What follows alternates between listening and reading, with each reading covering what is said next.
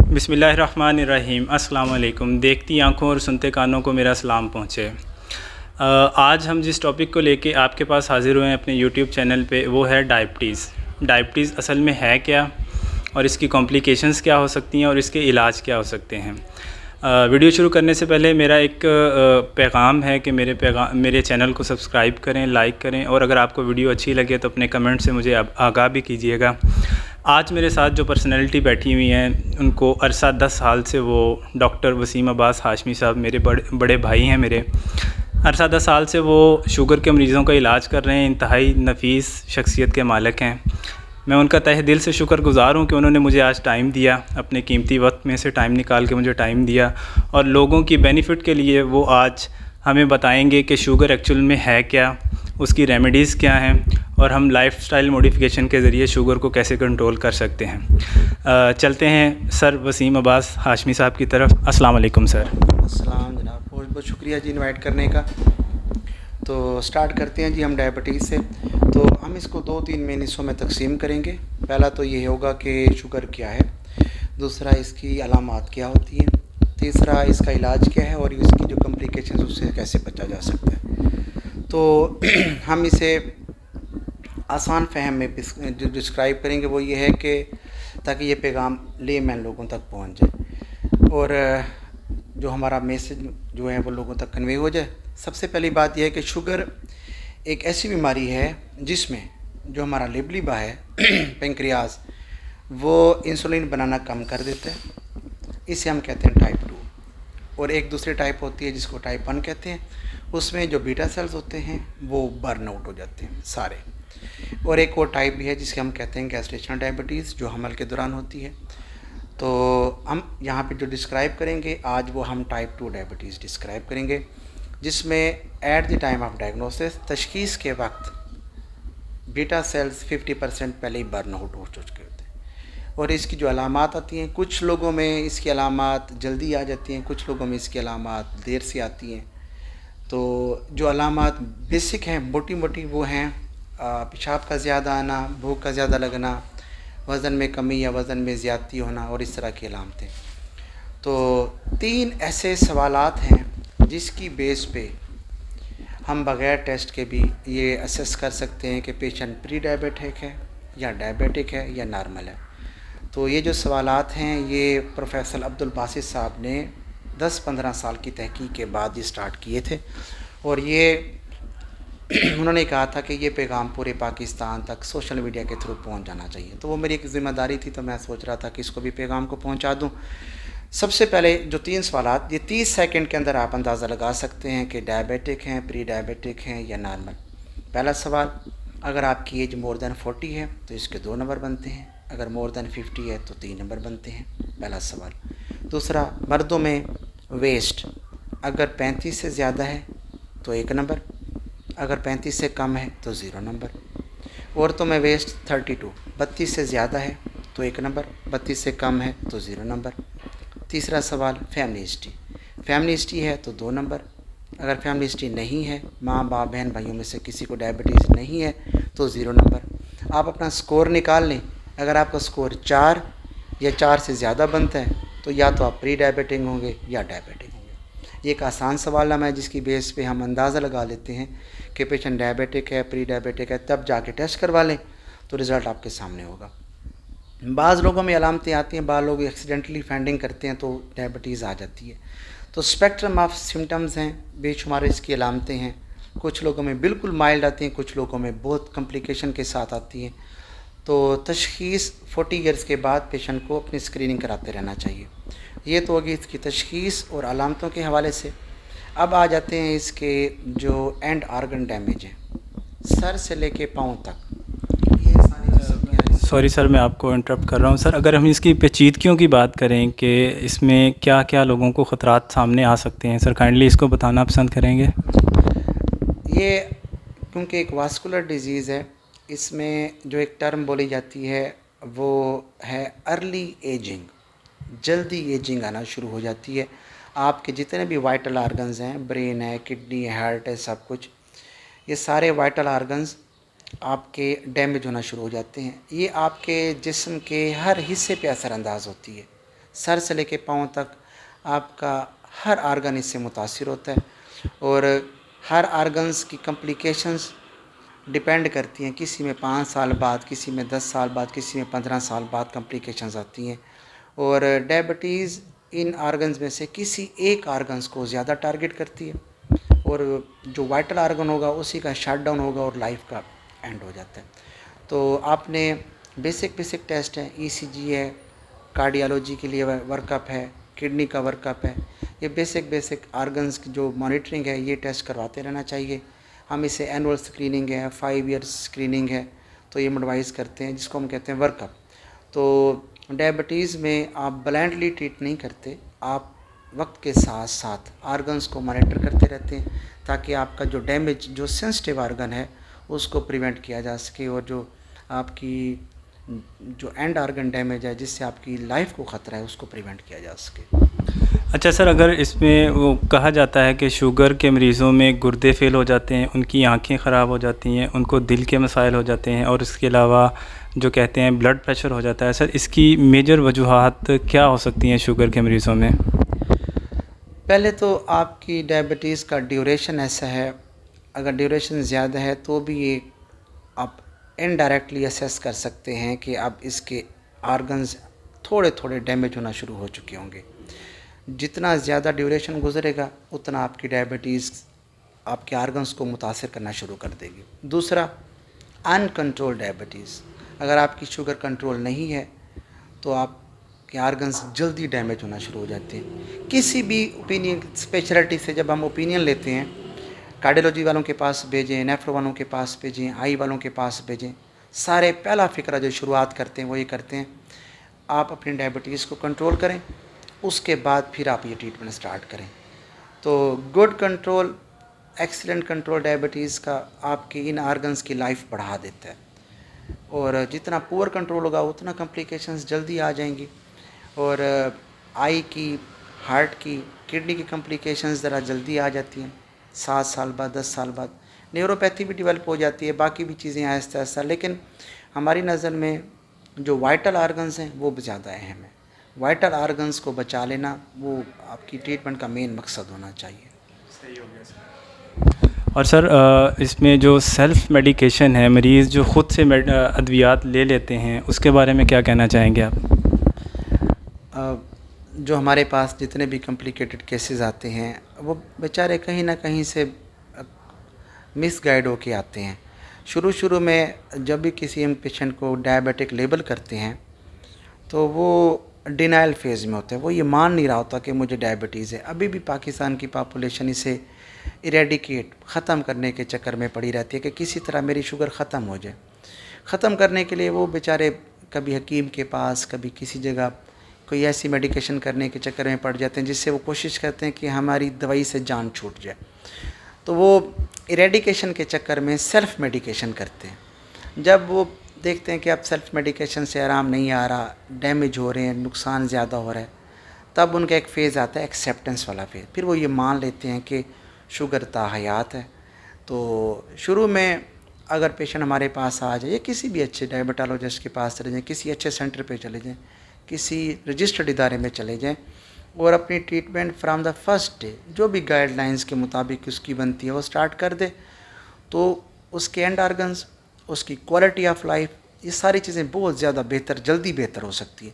Self medication Pakistan में अलमिया ये है कि सिर्फ डायबिटीज़ के साथ नहीं, तकरीबन बड़ी बीमारियों के साथ सेल्फ़ मेडिकेशन की जाती है, और इररेलेवेंट बंदे जिनके डोमेन नहीं है उनसे जाके ट्रीटमेंट करवाई जाती है। तो इसको हम डिस्करेज करते हैं कि जो जिसकी स्पेशलिटी है उसे ट्रीटमेंट उससे करवानी चाहिए। और दूसरा, इसे मान लेना चाहिए कि अल्लाह की तरफ से एक तकसीम है कि अगर आपको डायबिटीज़ होगी तो खैर है, आप अच्छा कंट्रोल करके, गुड कंट्रोल करके आप एक नॉर्मल इंसान की तरह ज़िंदगी गुजार सकते हैं, और आप गुड क्वालिटी ऑफ लाइफ के साथ। तो सेल्फ़ मेडिकेशन को हम डिस्करेज करते हैं, और स्पेशलिटी का दौर है। आँख वाला आँख वालों को ट्रीट कर रहा है, नेफ्रो वाला नेफ्रो, किडनी वालों को ट्रीट कर रहा है। तो डायबिटीज़ या डायबिटोलॉजिस्ट या एंडोक्रिनोलॉजी, ये जो सब की स्पेशलिटी आई हैं तो ये इसलिए आई हैं ताकि आपको क्वालिटी ऑफ ट्रीटमेंट अच्छी दी जा सके। तो स्पेशलिटी का दौर है, हम तो इस चीज़ के हक़ में हैं कि स्पेशलिटी के पास जाना चाहिए, सेल्फ़ मेडिकेशन से अवॉइड करना चाहिए। आप इसे लाइट ना लें, जितना आप इसे लाइट लेंगे, जितना आप डिले करेंगे, उतना जल्दी कॉम्प्लिकेशंस आ जाएंगी। फिर हमारे पास पेशेंट को रिवर्ट करने का टाइम नहीं होता, मुश्किल ज़्यादा होती है, कास्ट ज़्यादा पड़ जाती है, एफ़र्ट ज़्यादा लग जाती है, कॉम्प्लिकेशन को ट्रीट करना ज़्यादा डिफ़िकल्ट है। मैं आपको एक छोटी सी मिसाल देता चलूँ, डायबिटिक फुट की मिसाल दे देता हूँ। चलें, डायबिटिक फुट के बारे में जो फैक्ट्स हैं ना, वो ये हैं कि हर 30 सेकंड के बाद दुनिया में एक बंदे की टांग कट जाती है डायबिटीज़ की वजह से। 2780 टांगें पर डे कटती हैं, नंबर एक। दूसरा, डायबिटिक फुट की जो ट्रीटमेंट की कास्ट है, वो उसकी फैमिली के, घर के जितने भी अफराद हैं, उसके हेल्थ के सालाना बजट से ज़्यादा है। यानी कि एक पेशेंट जो डायबिटिक फुट का हो, कॉम्प्लिकेटेड डायबिटीज़ के साथ है, उसकी जो ट्रीटमेंट का ख़र्चा है, कास्ट है, बर्डन है, वो उसकी फैमिली के ऊपर, उसके पूरी फैमिली के हेल्थ के बजट से ज़्यादा है। तो एक डायबिटिक फुट दिनों के अंदर कॉम्प्लिकेट हो जाता है। वजह, डायबिटिक फुट को शुरू में हम एक आम वूंड की तरह लेते हैं, सेल्फ मेडिकेशन करते हैं। जैसे वो कॉम्प्लिकेशन होगी, ऑस्टियोमाइलाइटिस तक केस जाता है, हमारे पास आता है, तब बहुत देर हो चुकी होती है। और ट्रीटमेंट कास्ट लाख 2 लाख तक 3-4 मंथ तक चली जाती है, ड्यूरेशन 4 माह तक, ट्रीटमेंट 1 लाख से ज़्यादा अगर आप बचा लें, ठीक, वरना अल्टीमेट एम्पुटेशन है। तो सेल्फ मेडिकेशन हम डिस्करेज करते हैं, हम कहते हैं जी नहीं होनी चाहिए, और जितना अर्ली हो सके उतना आप स्पेशलिटी से ओपिनियन लेके इसको आप ट्रीटमेंट करनी चाहिए। और सर जैसा कि सर ने बताया कि सेल्फ मेडिकेशन जो है वो इंतहाई ख़तरनाक है। अब तो स्पेशलिटीज़ आ चुकी हैं, अगर आपको दिल की बीमारी है तो दिल वाले डॉक्टर के पास जाएं, अगर आपको शुगर की बीमारी है तो शुगर वाले डॉक्टर के पास जाएं।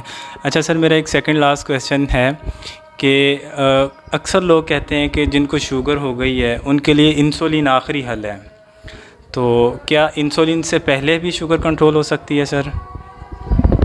देखें, 2 मैकेनिज़्म ऐसे हैं, अगर आप डायबिटीज़ को अंडरस्टैंड करना चाहते हैं ना, तो 2 बेसिक काजेज़ अगर आपके ज़हन में है, फिजिशियन के ज़हन में है, या आप लोगों तक ये पहुंचा सकते हैं पैगाम, दोनों चीज़ें बैक वक्त चल रही होती हैं। एक इंसुलिन रेजिस्टेंस, ये हर डायबिटिक पेशेंट में एक मैकेनिज़्म साथ साथ चल रहा होता है। दूसरा होता है डिक्रीज़ इंसुलिन प्रोडक्शन। अब ये दोनों मैकेनिज़्म पैरेलल हैं, दोनों साथ साथ चलते हैं। इंसुलिन बनना भी कम हो रही है, और जो बन रही है वो आगे काम अच्छी तरह से नहीं कर रही, उसको रेजिस्टेंस फील हो रही है, उसको रुकावट महसूस हो रही है। जब डायबिटीज़ डायग्नोज होती है, 50% बीटा सेल्स तो पहले ही ख़त्म हो चुके होते हैं, वो तो आपकी इंसुलिन प्रोडक्शन 50% वैसे ही ख़त्म हो, जो बेचारी काम कर बन रही होती है वो उसको आगे मुज़ाहमत आ रही होती है। अगर केस है रेजिस्टेंस का, ओवरवेट है, उसकी रेजिस्टेंस के कुछ साइन एंड सिम्टम्स उसकी बॉडी पे नज़र आ रहे हैं, अगर रेजिस्टेंस का केस है तो आप वेट लॉस करवाएंगे, मेडिसिन देंगे, ओरल हाइपोग्लाइसीमिक का रोल है, बिल्कुल है, शुरू में देते हैं, और उसके ट्रायल्स हैं, हर ड्रग का अपना एक बेनिफिट है।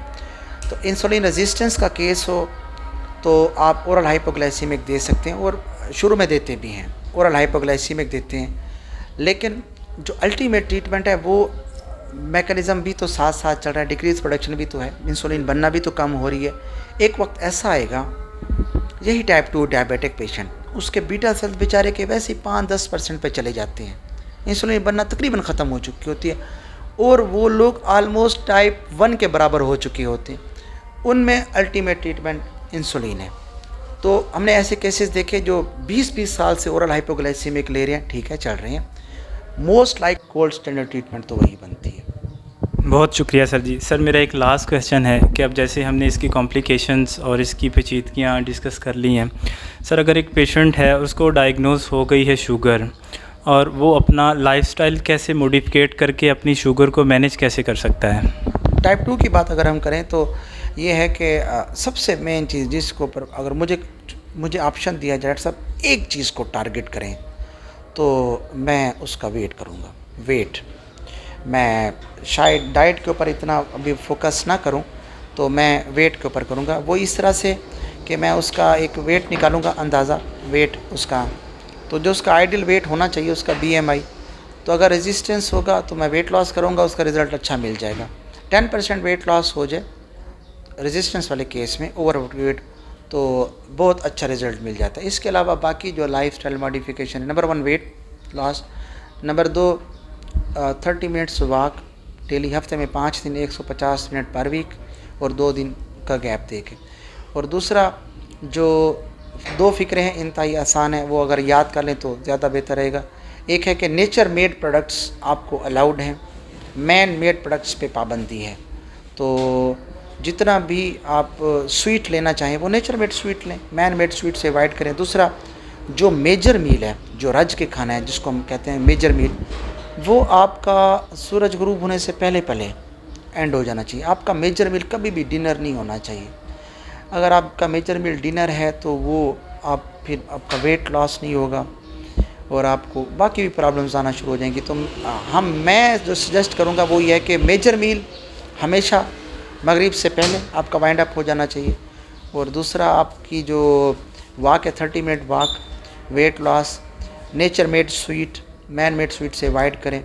तो ये कुछ ऐसी बेसिक चीज़ें हैं जो की जा सकती हैं और ये मुश्किल भी नहीं है, लोग कर सकते हैं। लोग कहते हैं डॉक्टर साहब हम वॉक नहीं कर सकते। ओके, अगर कोई वॉक नहीं कर सकता, ऑस्टियोआर्थराइटिस एडवांस, तो 2 ऑप्शन होते हैं, या तो कैलोरीज कट कर दे, या क्या है कि वो अपनी जो जिसको हम डिनर की प्लेट कहते हैं, डिनर की प्लेट हाफ़ कर दें, या डिनर आप हाफ़ कर दें या ऑफ कर दें, दोनों में से, और उसको लें मगरिब के करीब लें।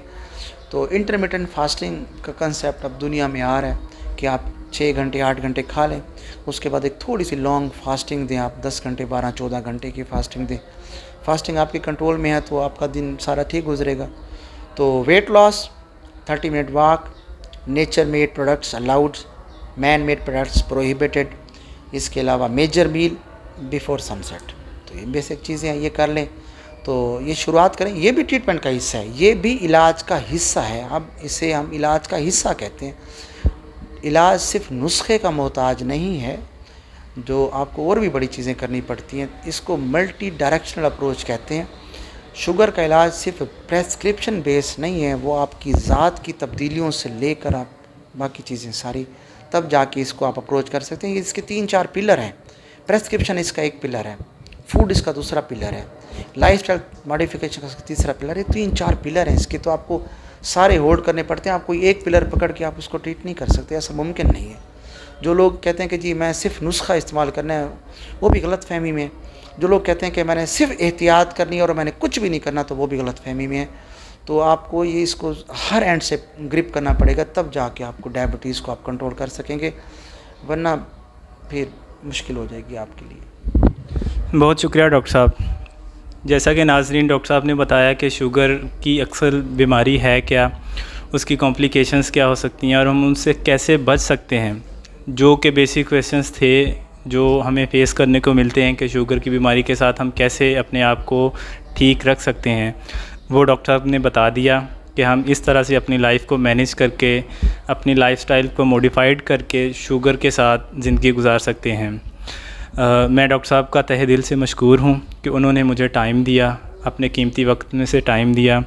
अगर आप लोग डॉक्टर साहब से कंसल्टेंसी लेना चाहते हैं तो वो अखुवत हेल्थ सेंटर लाहौर के डायरेक्टर हैं, डायबिटीज़ को देखते हैं, डायबिटीज़ सेगमेंट को वो देखते हैं। आप उनसे कांटेक्ट कर सकते हैं।